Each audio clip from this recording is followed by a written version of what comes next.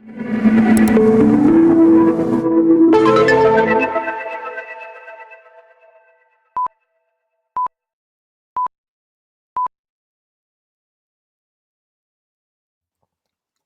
Tezos Nation. Welcome to another edition of TezTalks Live.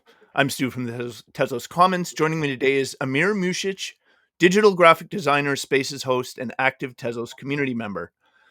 Amir is joining us today to talk about his ongoing journey into the Tezos ecosystem, his ongoing efforts to shine a spotlight on Tezos-powered art, and why he believes Tezos just might hold the key to a more peaceful and connected world. Hi, Amir. Where are you right now, and how's the weather? GM and Tez up. I'm in beautiful city of Mostar, Bosnia and Herzegovina, which is in the southern Europe. And the weather is just perfect, to be honest. So we had some heavy rain today, but now it's sunny and so everything's so green. I could not be better. There you go. Great answer. Um, as we always do here on Tez Talks Live, can you get the ball rolling by telling us a bit about your personal and professional background? Yeah, I would start with personal because everything professional is very pretty much inspired by my personality and life journey. I was born in the country that is not existing anymore. It is called Yugoslavia. I was born right before the civil war in that beautiful country. So my mother, she's Russian, and she took me away from there. So I haven't been in ex-Yugoslavia in Bosnia for 30 years, and now I'm back finally. But yeah, I grew up in Russia. We left the Yugoslavia, and I've been learning a lot of things there. I've been, doing a lot of different things, and I believe that my, uh, let's say, artistic career started in 2008. I started playing guitar, learning, and we worked together with my friends. We organized a rock band, and I've been a frontman, a guitar player, and a vocalist for 8 years, and later on into this is when I actually started being an artist and being into the all genres of art. Mm-hmm. And in 2015, around there, I started my professional career, let's say, because I've been working as a waiter, as a bartender, but I'm not considering that as a career. It was just like hustle. And I started learning motion graphics in 2015, video editing, motion graphics, and graphic design. And there, my professional career started. From that point of time, I almost 10 years, by the way. And I worked with a lot of brands from local ones to huge ones like PepsiCo, Kimberly Clark, Warner Music Group, Atlantic Records, Spotify, and a lot of them, a lot more.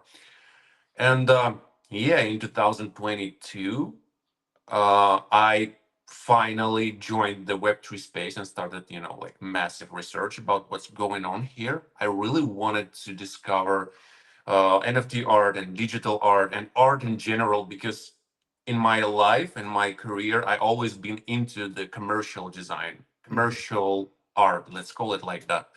And it was always super, super clear that, design should be, let's say, a tool, to make something happen, to achieve some commercial goals of a company, of a brand, or whatever. And art always been a mystery to me Mm. because I never been surrounded by artistic people or and people like that. I've been heavily lacking those connections, to be honest. And I decided in 2022, I decided that I really want to dig deeper into the art scene and, understand, just talk to people who are making art, to talk to people who are creating something because they believe in it. And that was really important to me because another war started, like, affected my life quite heavily, mentally, especially, and psychologically. The conflict between Russia and Ukraine, and I really, started falling into a deep depression because I started, feeling that I have no idea why I should leave because I feel useless. Like, why those those things are happening, and I don't know what to do. How can I help? What should I do? And so many questions, and I had zero answers. Mm-hmm. And I started researching a lot. I started researching about many different things, about peace, about war, about all of those. And I've been trying to find some answers, like what can we do as human beings to stop this, like, forever. That was, this still probably the biggest source of energy that I have inside of me, because it may sound naive, and I'm always repeating that, but I strongly believe that it is possible. If we will not be believers, that we can stop this madness, I mean, wars and hatred, why the hell are we living? Mm-hmm. I strongly believe that uh, we should we should believe in that, and do something at least. And somehow, dots connected, and I started realizing that art can be a better language, because the verbal language by words compromised itself, because all the words starts from words, Mm-hmm. and people cannot understand each other. Maybe they don't want, maybe, so many misconnections are happening. And I remember a lot of experiences when people are standing, like a crowd of people, huge crowd of people, thousands of people are standing in the same room or a space and listening to the same song, for example, and Mm-hmm. they're having fun, all together. They are connected. They are not beefing. They are not Yeah. hating. They're just having fun. And same happens to art. So this is where, I started. I really believe that this is where my huge inspiration and faith started, like, got its ignition. So Okay. I deeply believe in art, in music, and this is why I'm here. So Okay. yeah, this. So that kind of pushed you to delve deeper into the world of art. What attracted you to the blockchain and cryptocurrency space within that journey? I clearly saw that this space is borderless, and that was important to me, because this is actually the whole answer.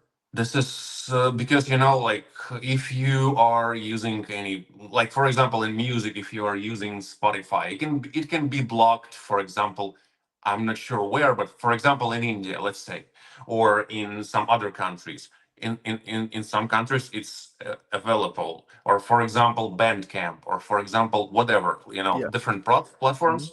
They are not actually borderless. So it was not, connecting and clicking with what I'm thinking about. So the answer is pretty easy. So I came here because it's borderless, and that was super important to me as a foundation. Okay. And within that journey, how did you first learn about Tezos and its ecosystem? This is one of the most beautiful moments in my Web3 journey, because I started just like everybody, I guess. I started on Ethereum art, just like many of us, because it was the most vocal in the internet. And but I didn't. It wasn't clicking. I didn't feel the community sense. I didn't feel the vibe at all, because it was so fragmented. And I remember one guy.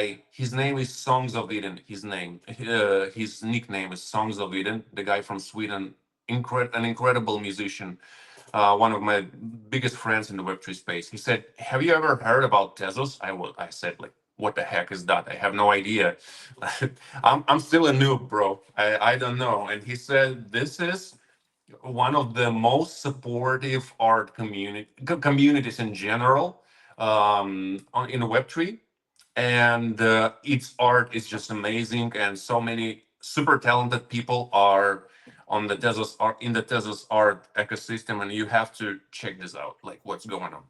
And I joined one of the Tezos spaces. I didn't believe him at first, because I think I told you before. I thought that the community vibes on internet are left, somewhere in 2005 on forums, on the old school internet, on the internet before social media. And I believe I really believe that social media ruined the community vibe in general. The let's say the friendship and the, yeah, let's say the community vibe. That's the best explanation. But when I once I joined the space for Tezos artists, I don't remember who was the host, but man, that was so crazy. I was not believing of what I'm hearing, because people were really supportive, really into what they are doing, really discussing and being interested in what's the topic, what's the piece they are discussing, and Mhm. everything like that. And I was, to me, it was a huge shock, because I didn't uh, I never joined the Web3 space in 2021. Mhm. I never been, into it, so I missed everything. And when I joined the Tezos space in 2022, I was shocked. And then I joined one more. I don't remember who was a host. I felt the same vibe. Then I started researching, like scrolling through tweets and comments around Tezos ecosystem, and I was like, "What the hell is going on? Why people are so friendly? Why people are so kind and so warm and so not, spitting on each other?" I was like, man, I have to learn more, because that was another match, with my intentions, with my vision and ideas. So I decided that the best thing and the fastest way to learn about this space is to start hosting spaces. And I've been a frontman in a band. It wasn't, too scary to me. So I Yeah. was like, let's try this out. And I started hosting my spaces in autumn 2022, and I'm still here. Okay. And can you talk a bit about the kinds of spaces that you host and the people who participate in them? Yeah, it was super easy. I saw one thing that I didn't like. I saw a lot of people dropping tweets like "share your art, I'm buying," and they were not buying. And at least, it seemed to me, because I've been checking, and really many people were not buying at all. And I was like, maybe if I will host a space where I'm buying art and connecting with artists, and creating this, let's say, platform of communication and support, maybe it will make my spaces different, and maybe it will attract more people and all of those things. So this is what I did. I just called my space like Tezos Art, Tezos Space. Here we come, and shield your art. We're buying something like that, something super generic. And yeah, a lot of people. I saw. I guess it was my very first space ever. And after one day, I guess I saw that I had like a couple of hundreds reminders set on that space. And that was scary, because I had no idea what to do, how to deal with that. And a lot of people came to my very first space, and I've been collecting art, hosting the space, learning about it, and talking to a lot of artists and collectors.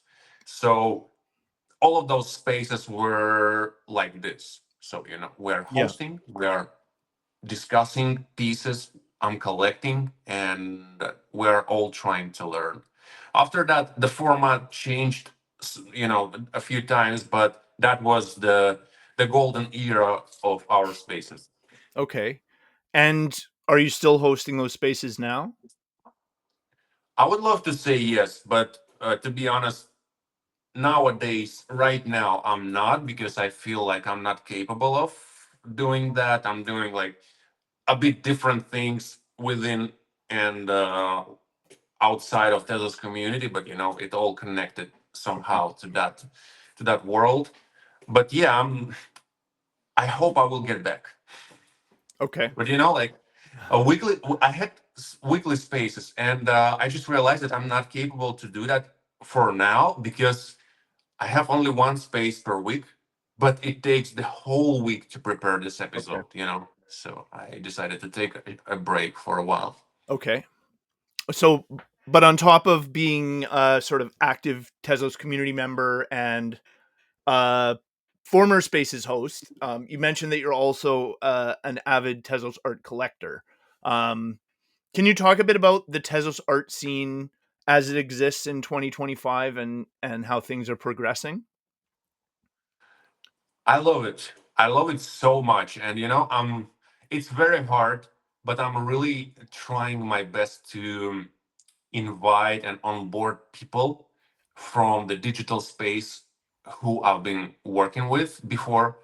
Uh, they're not from the Web3 at all, but I know that they might be interested. They might be somehow involved and they could appreciate the space.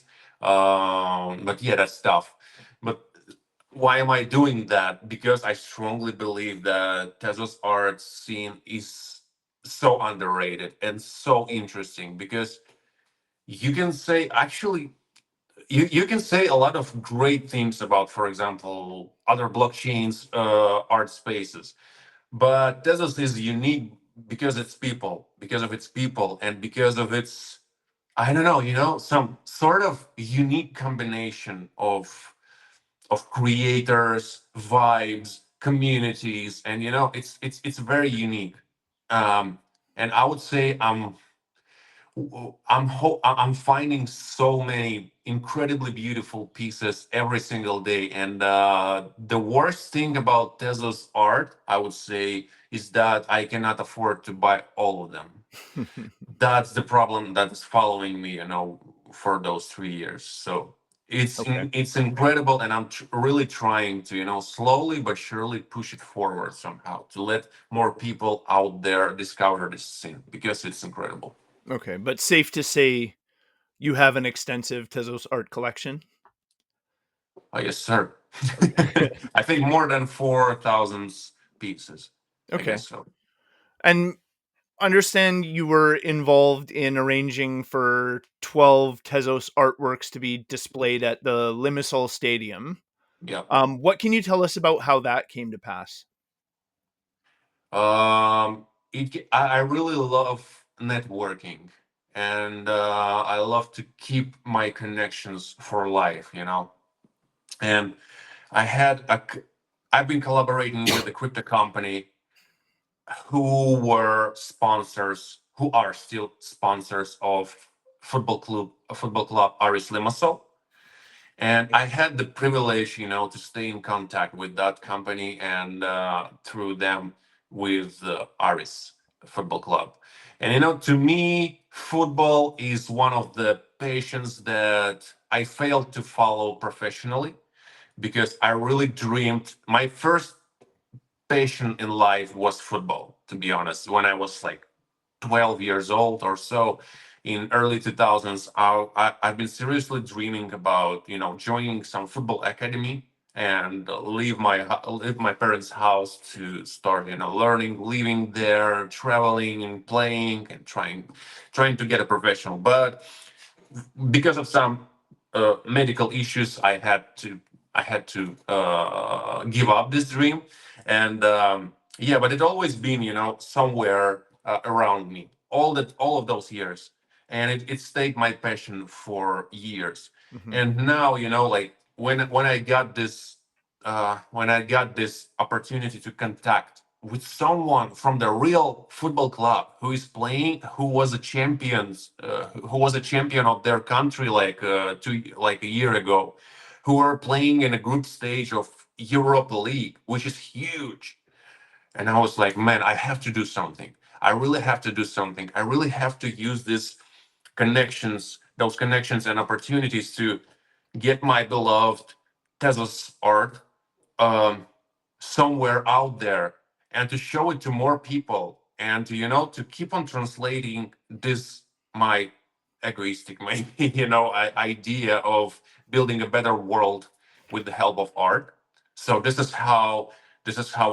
idea was born, and it was born in 2023. It's been a long journey with all the approvals, discussions, many things happened. But we are finally there, and I will share some alpha. Today we had a very productive discussion with the football club.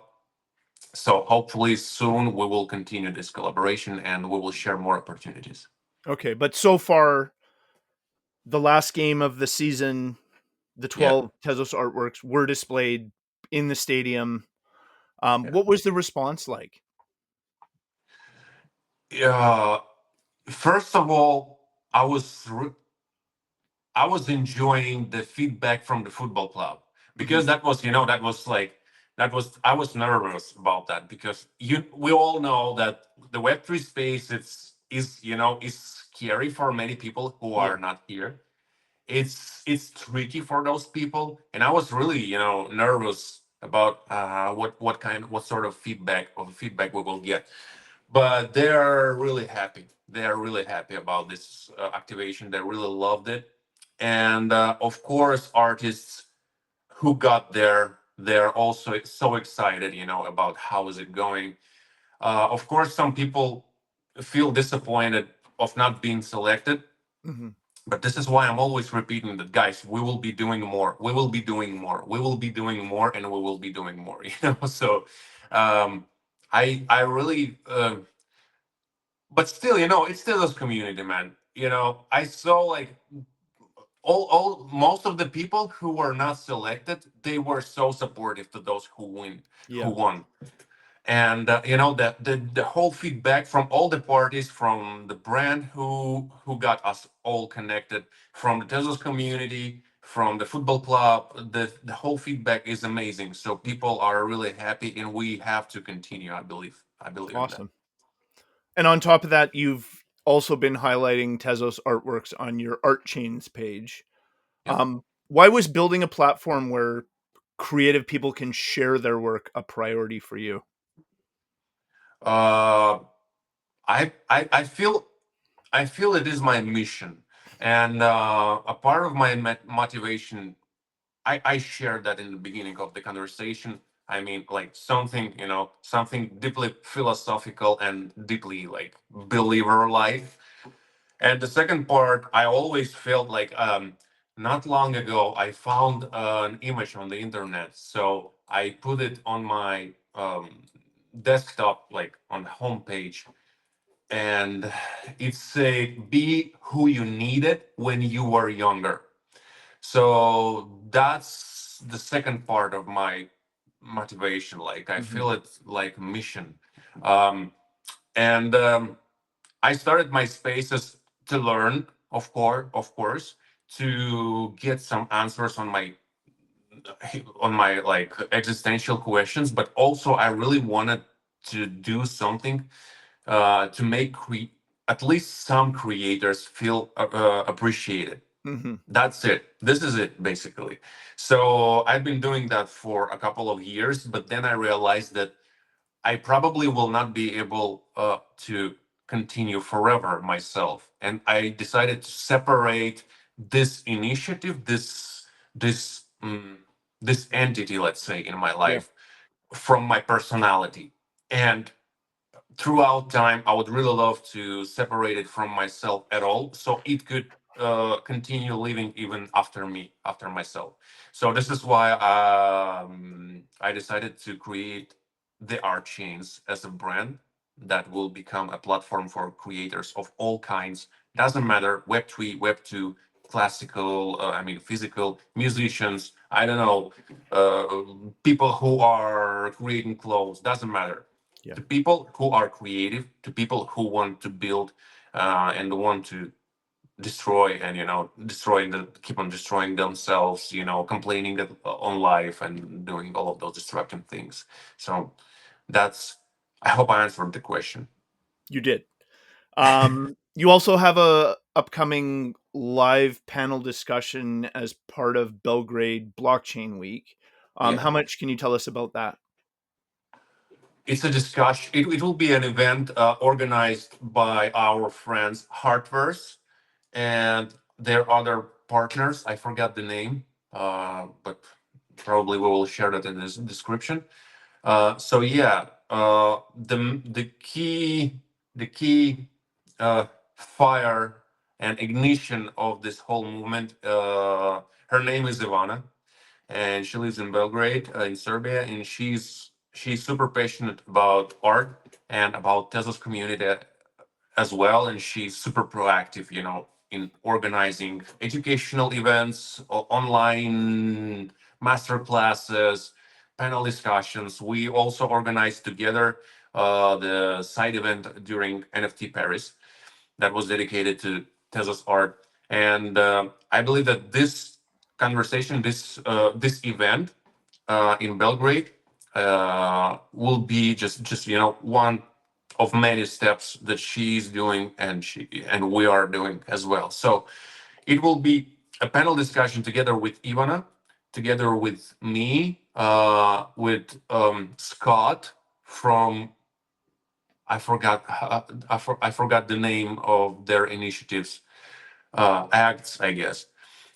I'm sorry, or arts, I forgot. And also Timothy from a co-founder of Object. So we will be discussing Tezos art, digital art in general, and how it can be, uh, let's say, useful for businesses, and how business and art can be connected, create synergy, and make a win-win situation for all the parties. Okay, and how can those who might be interested in checking that out find out more? Let's, if it's possible, I will share the link to Luma event. I will ask Ivana for the link, and maybe we will be able to share it in the description, Okay. if that's an option. Okay. This is all great stuff so far. I'm excited to learn more, but before we dive into the nitty-gritty, are you ready for the world famous TezTalks lightning round? Sorry? Are you ready for the world famous TezTalks lightning round? Let's do it. Let's go. Okay. Um, Fabulous. Then it's lightning round time. Remember, there are no wrong answers. This is just for fun, so our viewers can get to know you a little bit better. Are you ready? Yes, sir. Are you a night owl or an early riser? Uh, I was an all, and now I'm an early guy. Okay. Exercise or naps? Exercise. Movies or video games? Movies. Okay. What's your favorite country to visit for a vacation? Switzerland.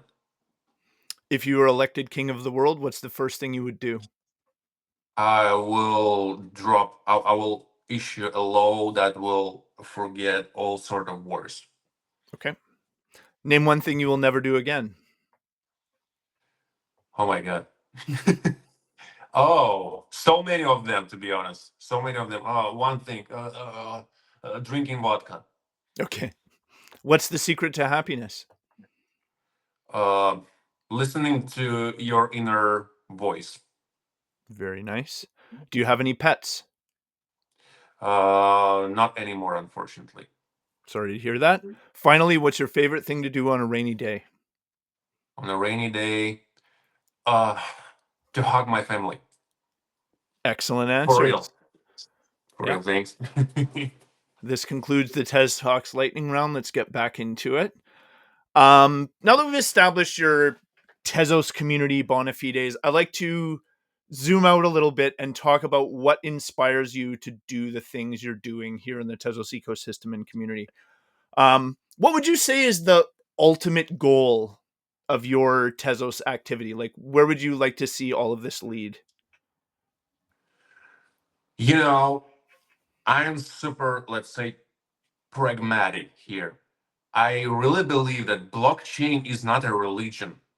It's not something that we have to strongly believe in, or we have to, to be super vocal about. I believe it's just a tool. It's a really cool and convenient tool.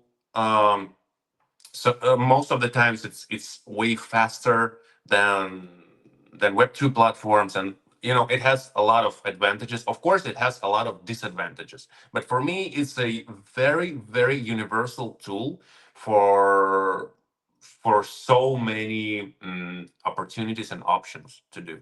So I believe that for art, it's a great tool to be, again, I'm repeating that, to be universal, let's say, to Hmm. be borderless. And it's a great platform to highlight your art, to showcase your art, and to have an opportunity to sell it actually, because I grew up in a small city in southern Russia, and I believe that you know I've been a musician for 8 years, and I had zero ideas on how to get my music monetized. For real, we haven't had Spotify. We hadn't had any digital streaming platforms because we had back then we had the biggest pirate website with music in the world. It was also our social network, so we Mhm. had to use that. And I the only option I had is concerts and selling merch, but you Mhm. have to produce merch, so you have to have some money. And I would be extremely grateful if I would have such an opportunity as a blockchain, as an NFT art, and everything like that. So I believe that we have to push this. We have to push this narrative. We have to push the idea of art. We have to push the idea of great art, of universal art, of diverse art. So many sorts of arts and art and creativity. And again, I believe that we don't have to overrate the blockchain factor. I believe that it's a great tool.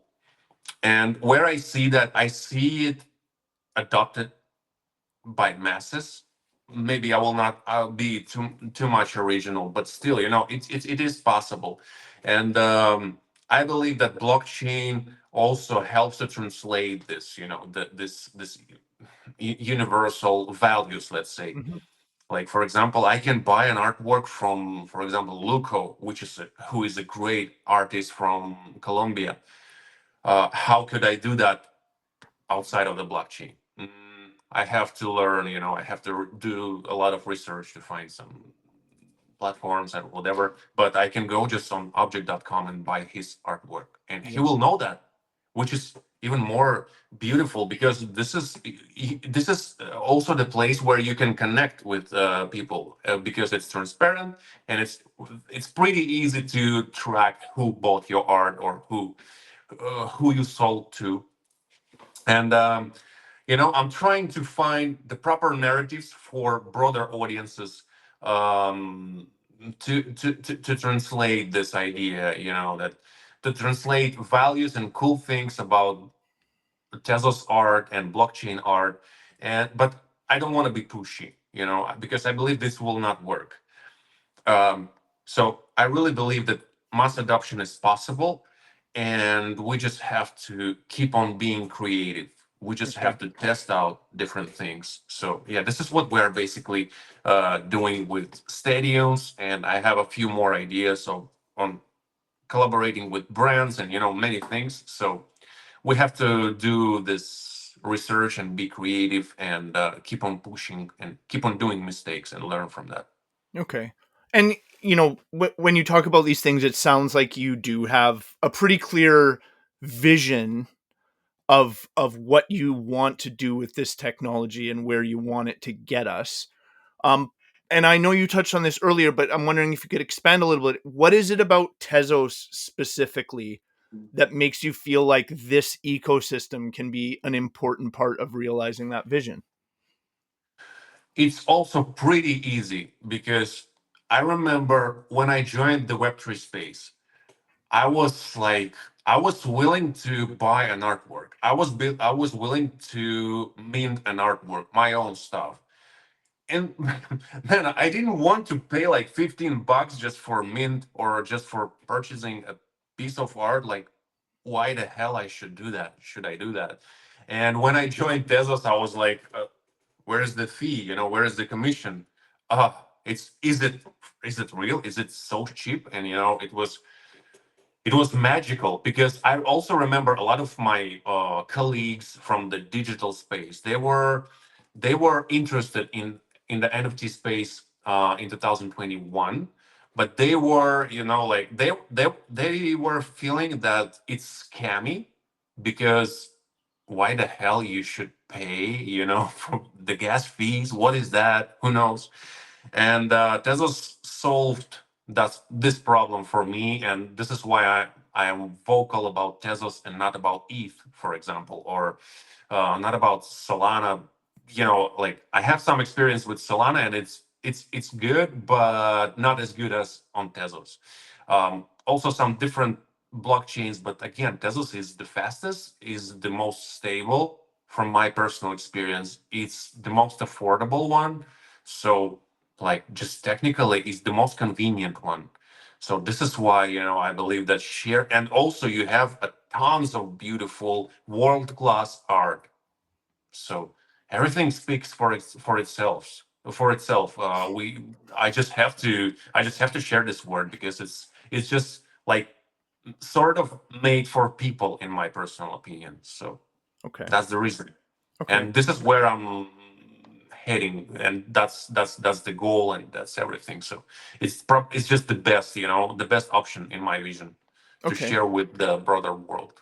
And we're obviously at a certain point in that journey, and there is a established relationship between a certain part of the art world and this kind of technology. Um, but what do you think the relationship between art and blockchain will look like as we move further along toward the future? I think I will share some super popular opinion, but I really think it's pretty much logical. I believe that it will become transparent for most of the people. Just like, I have no idea which technology do I use when I'm opening a website. Like, I don't care. Like, Yeah. is there HTTP or doesn't matter. I don't care. Is it on .com or on .xyz? Like, it doesn't matter. And I believe that blockchain is moving towards this destination. I'm not a technical guy, so I have no idea how exactly it will work out. But I believe that this is where we should be going to. And if people will be using blockchain without even knowing that they're using blockchain, that's probably the best option. Just like, again, just like applications on our smartphones, like Hmm. we have no idea, did the developer use React or whatever, like I don't We care. just know I if it just, works or it doesn't work, right? yeah, and if it's cool or if it's not, this is it. Okay. And what roadblocks do you see along the way to making that future into a reality? I believe it lays somewhere in the tech side of things, but also I'm always saying that I believe that for blockchain and for especially for the NFT technology, 2021 was the worst ads, was the worst advertisement possible because it was too much overhyped, and so many, over expectations and under delivery, Hmm. just classics for many blockchain projects. And it highlighted how immature this space is, and how much it needs to be matured. And I'm afraid that when people are saying we're early, they don't even understand how early are we, because I don't believe that, we have some technical issues and roadblocks that tech guys can solve probably pretty fast because they're freaking smart, Hmm. but I see the problem from the perspective of a human being, mm, who is um, who is connecting and interacting with brand. So from the brand perspective, the blockchain space is still very immature. Just just as a brand designer, I will show you. I will highlight you, probably, the biggest pain in my eyes. I mean, the branding in Web3, especially independent projects. Man, they look ugly. They look awful. Like, so many things, starting from the ugly monkeys from 2021. And, so many projects they just don't care if they look. attractive for people or not. And I see like a lot of roadblocks on the branding side of things. Maybe that's my professional distortion. But yeah, I believe those things are taking a lot more time to fix than technical difficulties. No, I 100% agree. The branding on this side of the technology needs so much work. So how can those roadblocks, as a person with a branding background, how can those roadblocks connected to branding be overcome? Education, that's the first thing to consider. We have to admit that we have to learn a lot. We have to educate ourselves. And it's a two-sided coin because uh, blockchain. One of the core ideas of the blockchain is democratization of opportunities, and it opens doors for everyone basically, and we cannot prohibit the entrance to that technology. Everyone can mint an NFT.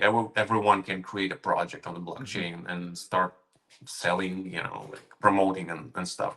So we will always have a lot of uh, badly branded projects and badly positioned projects. But bringing more attention to the education on that side of things, I believe is super important because again, even in traditional world, not everyone knows how to brand well, how to Hmm. brand themselves, their Yeah. business properly, and they have to learn. And I'm also thinking a lot about how to deliver more knowledge in that space via art chains. So it's also on the schedule. So I believe that once we will be having once we will be having more actors, more units, let's say, who are doing a better branding and delivering some education about proper branding, about proper positioning, we will get things will start getting better. Okay. And in a situation where, as you say, anybody can enter the space, anybody can mint a collection, anybody can put their work out there, but they might not have the capacity or the knowledge or the skills to do the branding. Is there space for, say, the marketplaces where the work is, for them to take the burden of marketing the tech, or sorry, of branding the technology, branding the applications for it, and sort of taking the role of the public facing arm of this world? I believe, sure, if we have a demand, we will have something to offer. Maybe it will get slower. Maybe many of projects and founders who are really tight in their finances and the resources in general, they're usually thinking that they can save on branding. They can save their their resources on marketing or ads or something like that. But I believe it like the proper branding is getting way easier than before, especially Hmm. with the AI. Yeah. Especially you don't even have to search for tools. You just go to ChatGPT and you have to prompt it properly. Hmm. Um, Probably we will be. I'm really, I already started sharing some threads about the AI tools and how to better mm, prompt them and set them up. And I believe this is a huge niche in the next couple of years. I mean, AI education, um, and education about marketing and branding with the help of AI is Hmm. also a huge niche in my opinion and a huge Yeah. opportunity. So I believe that in a couple of years, you will not even have to open Photoshop or Yeah. Illustrator.